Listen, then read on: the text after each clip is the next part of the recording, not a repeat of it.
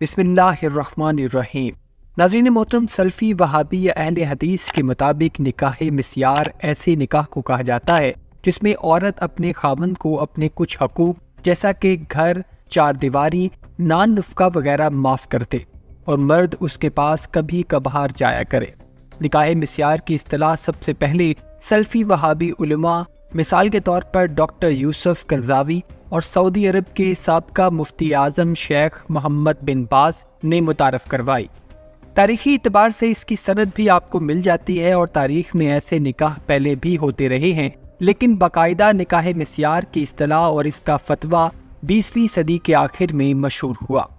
اہل حدیث وہابی جو خود کو غیر مقلد یعنی کسی بھی امام یا فقہ کی تقلید کرنے سے خود کو آزاد کہتے ہیں اور براہ راست قرآن و حدیث پر یقین رکھتے ہیں، اور وہ یوسف قرضاوی اور سعودی عربیہ کے امام اعظم شیخ محمد باز کے فتوے کی تقلید کرتے ہیں، بلکہ اس کا دفاع بھی کرتے نظر آتے ہیں۔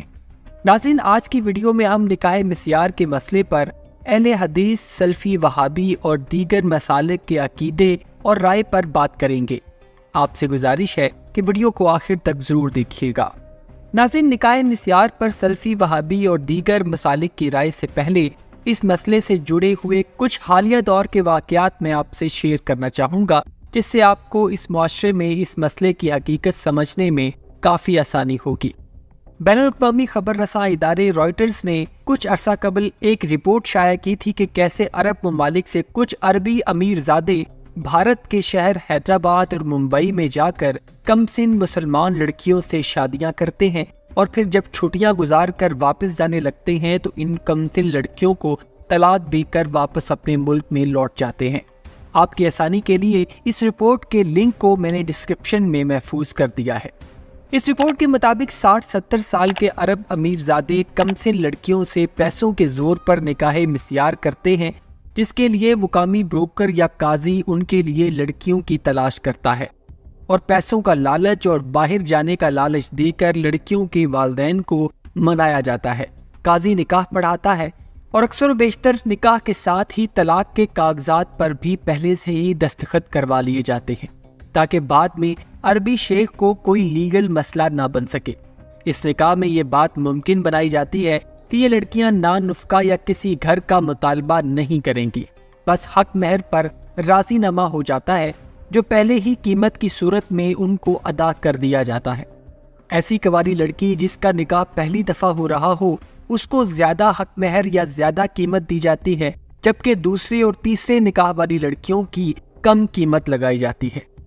دوسرا واقعہ اسلامی ملک مصر کا ہے، جہاں بہت سارے لوگ غربت کی لکیر سے نیچے زندگی بسر کر رہے ہیں، اور چھٹیوں میں بہت سے عرب ممالک سے عربی شیخ مصر کا رخ بھی کرتے ہیں اور مقامی لڑکیوں سے شادیاں کرتے ہیں، یعنی کہ نکاح مسیار۔ اور جیسے ہی ان کا سیر و سیاحت اور چھٹیوں کا وقت ختم ہو جاتا ہے تو یہ عرب لوگ ان لڑکیوں کو طلاق دے کر واپس اپنے ممالک میں چلے جاتے ہیں۔ مصر کے کچھ غریب خاندان تو ایسے بھی ہوتے ہیں جو سارا سال عربی امیر ذاتوں کا انتظار کرتے رہتے ہیں کہ کوئی عربی شیخ آ کر ان کی بچیوں سے نکاح کرے اور ان کو کچھ موٹی رقم گزارا کرنے کے لیے مل سکے۔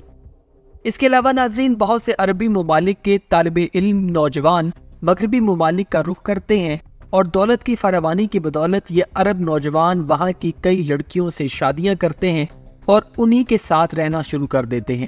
اور پڑھائی ختم ہونے کے بعد جب واپس اپنے ملک کو لوٹتے ہیں تو ان خواتین کو طلاق دے دیتے ہیں۔ اہل علم اور تنقید گاروں کا کہنا ہے کہ یہ سب کچھ وہابی سلفی علماء کے نکاح مسیار کے حق میں فتویٰ دینے اور ان کا دفاع کرنے کی وجہ سے ہو رہا ہے۔ اگر نکاح کا مقصد صرف خاندان آباد کرنا ہو، بچوں کی مل کر پرورش کرنا ہو، کنبے کو سنبھالنا ہو، ان کے حقوق کا مکمل خیال رکھنا ہو، جیسا کہ اسلام ہمیں حکم دیتا ہے، تو ایسے حالات کبھی بھی پیدا نہ ہوں۔ لیکن ناظرین، اہل حدیث وہابی مکتبہ فکر میں بھی اس مسئلے پر کافی زیادہ اختلافات موجود ہیں۔ مشہور سلفی وہابی عالم مفتی ناصر البانوی کے مطابق نکاح مسیار جائز نہیں ہے، اور بہت سے وہابی علماء ان کے اس مسئلے پر ان کی تائید بھی کرتے ہیں۔